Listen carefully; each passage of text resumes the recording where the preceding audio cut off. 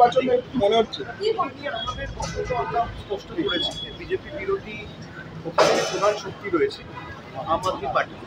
আমরা সবাই চাই তারা জিতুক, এবং আমি মনে করি যে দিল্লিবাসী বিশেষ করে গত 5 বছরে আম আদমি পার্টি সরকার করার পরে যেভাবে রাজ্য সরকারের ক্ষমতা কুক্ষিগত করার জন্য অনৈতিক অবৈধভাবে অসাংবিধানিকভাবে কখনো অধ্যাদেশ জারি করে তাদের গণতান্ত্রিক অধিকার কেড়ে নেওয়া এবং কখনো তদন্তকারী সংস্থা পিছনে লাগিয়ে দিয়ে তাদেরকে একের পর এক নেতা মন্ত্রীদের বছরের পর বছর মাসের পর মাস অনৈতিকভাবে অবৈধভাবে রাজবাড়ি করে গুন্ডামি করে জেলে ঢুকিয়ে রাখে, তার জবাব মানুষ দেবে। এবং যেখানেই ওরা এই এজেন্সির জোরে ক্ষমতা দখল করতে চেয়েছে সেখানেই ওরা মুখ তুলে বের করেছে, এবং দিল্লি আমার মনে হয় না ব্যতিক্রম কিছু। বলছি অভিষেক, উদয়ন গুহ বলছেন যে শাশুড়িদের তাদের যে চাবি তাদের বৌমাদের, নতুন বৌমাদের দিয়ে দেওয়া উচিত। আবার কি নবীন প্রবীণ সেই বিতর্ক? আমি শুনিনি উনি কি বলেছেন। কালকে বাজেটে নিয়ে, কালকে কেন্দ্রীয় বাজেট, দেখুন বাজেট তো এরা যবে থেকে ক্ষমতায় এসছে যে কটা বাজেট পেশ করেছে সেখানে সাধারণ গরিব মানুষের জন্য বা মধ্যবিত্তদের জন্য কোথাও তো কোনো রিলিফ কিছু দেয়নি। বাজেট মানে তো এটা উদ্যোগপতিদের বাজেট।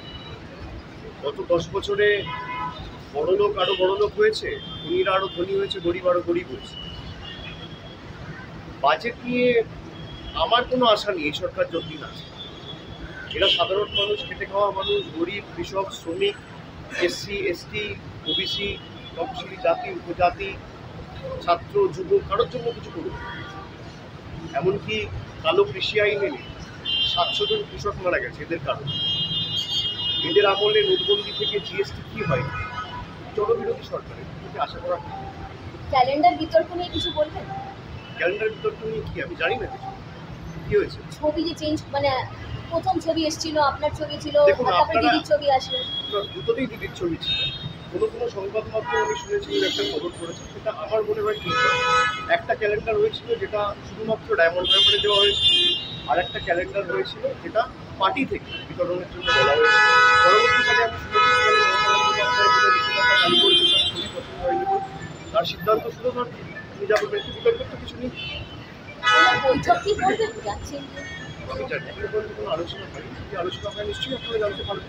দাদা, কুম্ভ মেলা ভিআইপিদের জন্য যে জায়গা ছিল সেইখানে দেখা যাচ্ছে সম্পূর্ণ ফাঁকা, এবং সাধারণ মানুষের জন্য দেখা গেল। আপনারা তো প্রথমত আমি বলি ঘটনাটা অত্যন্ত দুঃখজনক, কিন্তু আপনারা দেখেছেন যে এতদিন ধরে কুম্ভ চলছে এবং মহাকুম্ভ 144 বছরে একবার আসে, সবই ঠিক আছে।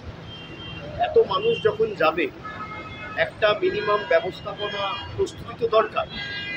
এখানে প্রস্তুতি কম, ব্যবস্থাপনা কম, পরিকল্পনা কম, প্রচার ঢাকঢোল পিটিয়ে পাবলিসিটি বেশি, খালি মার্কেটিং আর পরিকল্পনা নেই। এই জিনিসটাই যদি অন্য কোনো রাজ্যে হতো, বিশেষ করে বিজেপি বিরোধী রাজ্যে, যদি তামিলনাড়ুতে হতো বা বাংলায় হতো বা অন্য কোনো রাজ্যে যারা বিজেপির বিরুদ্ধে লড়াই করছে, এতক্ষণ রাষ্ট্রপতি শাসনের কথা জারি করার কথা বলা হতো। এখন তো সরকারি ফিগারই দিতে পারে, কখনো বলছে 30 জন, কখনো বলছে 40 জন। আমি যতটুকু দেখেছি শুনেছি ওখানকার যে কজন সাংবাদিকের সাথে আমার কথা হয়েছে, সংখ্যাটা 100 পেরিয়ে গেলেও অবাক হওয়ার কিছু নেই। গরিব মানুষের জন্য কোনো ব্যবস্থা নেই। বড় বড় উদ্যোগপতিরা যাচ্ছে, নেতা মন্ত্রীরা যাচ্ছে, তাদের জন্য ভিভিআইপি ব্যবস্থা।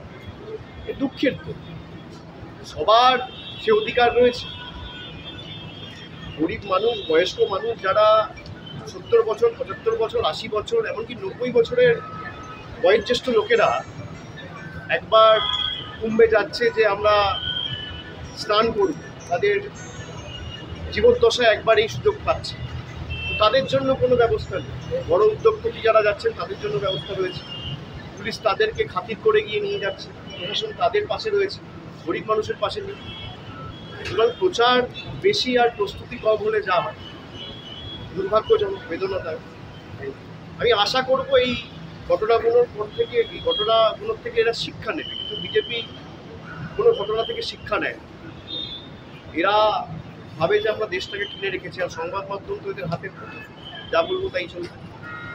মানুষ দেখেছে যে নেতা মন্ত্রী যখন যাচ্ছে সব খালি করে দেওয়া হচ্ছে, রাস্তা ফাঁকা করে দেওয়া হচ্ছে, এমনকি সংগ্রামের একদম সামনে অব্দি গাড়ি নিয়ে যাওয়ার ব্যবস্থা পর্যন্ত রয়েছে। এগুলো কোনোদিন অ্যালাউ করা উচিত না। আমরাও তো এখানে গঙ্গাসাগর করেছি, আমাদের রাজ্য সরকারও তো করেছে, তাই নেই করে 14 বছর সরকার ক্ষমতায়। এরকম ঘটনা যদি বাংলায় ঘটতো, ঈশ্বর সর্বশক্তিমান না করুক কোনোদিন ঘটুক, যদি ঘটতো তাহলে এতক্ষণ তো রাষ্ট্রপতি শাসন জারি করার কথা বলতো।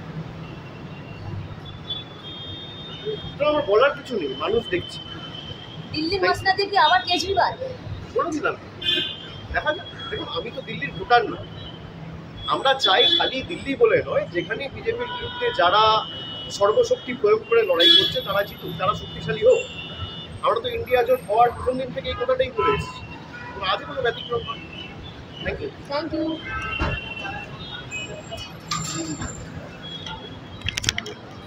আমি